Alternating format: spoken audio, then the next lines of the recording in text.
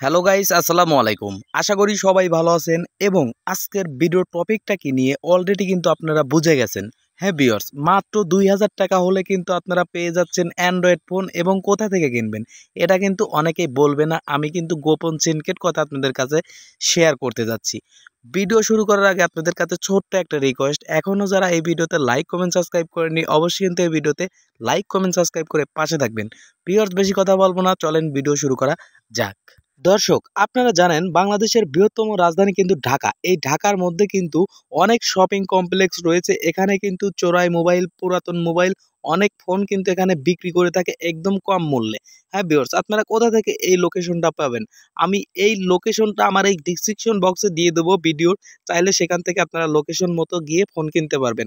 আমিও আপনাদের মাঝে প্রকাশ করে দিচ্ছি, ঢাকার পান্থপথে বসুন্ধরা শপিং কমপ্লেক্সে গেলে আপনি সেখান থেকে কম দামি মোবাইল কিনতে পারবেন এবং 2000 টাকা থেকে শুরু করে একদম আইফোন পর্যন্ত লক্ষ লাখ টাকার ফোন কিন্তু আপনারা 70,000, 50,000, 10,000, 20,000, 5,000 টাকার ফোন কিন্তু কিনতে পারবেন। এবং আরেকটা মার্কেট রয়েছে, এটা ঢাকার মধ্যে, সেটা যমুনা ফিউচার পার্কে গেলেও কিন্তু আপনারা এই 5,000, 10,000 ফোন কিন্তু কিনতে পারবেন।